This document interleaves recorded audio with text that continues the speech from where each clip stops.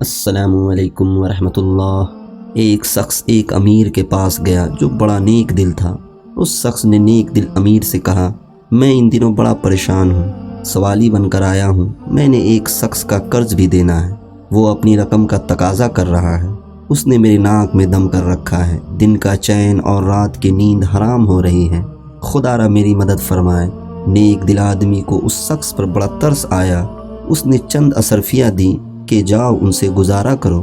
اس شخص نے اصرفیہ لے کر شکریہ ادا کی اور چلا گیا۔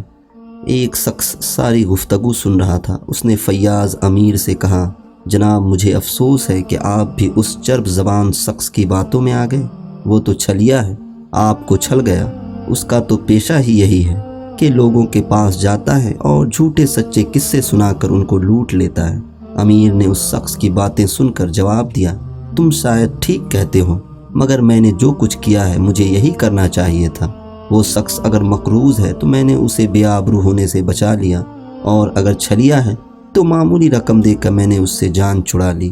مال تو دراصل اسی لیے ہے کہ اسے بھلائی کے کاموں پر لگایا جائے۔